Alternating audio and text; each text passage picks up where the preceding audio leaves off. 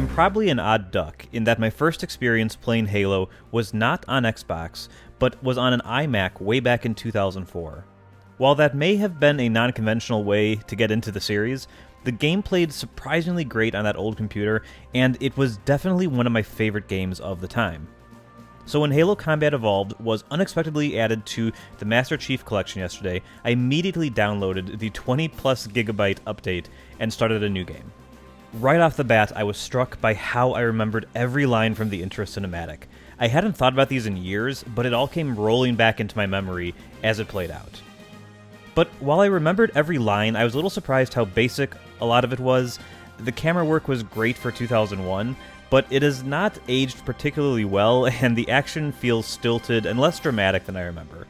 This is surely just a matter of technology improving, so I don't hold this against the game, but it's interesting to compare this to the sorts of cinematics we see in games today, which are judged against Hollywood films. The standard is just raised so much.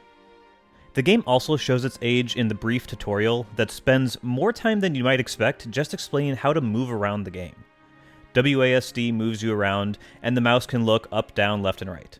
They even do a thing where they have you choose whether you want normal or inverted look controls in-game.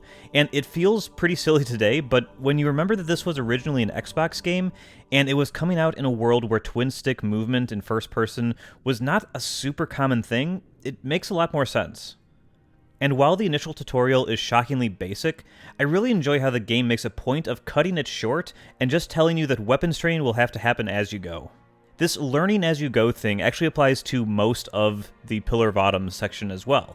They show you in the game world how to do everything from jump, crouch, melee, use the flashlight, and much more. And they use the game world to teach you how to do the fundamentals so that once you land on Halo and the game starts to open up, you know how to do everything and you just need to hone those skills and find interesting ways to use them. Now is as good a time as any to bring up the graphics, which are certainly quite enhanced from the original game, something you can test for yourself in real time as you play by pressing the Tab button to toggle between the original and new graphic presentations.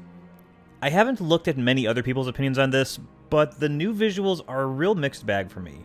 There is certainly more detail in the textures, but the textures look both a little weird up close and change the look of the game in many places.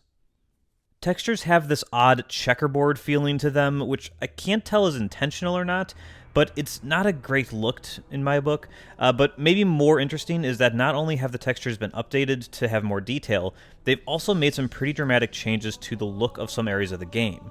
You may not really notice this until you start toggling back and forth between modes, but once you do, it's impossible not to notice it everywhere. Take this entrance in the first underground section, where it was very dark and moody in the original game, and bright as hell in the new version. I completely get updating the textures because they were shockingly low quality. Like, frankly, they're hardly textures, they're just like gray gradients over large swaths of land. But these textures are pretty substantial changes to the look, and I don't think that they're all for the better.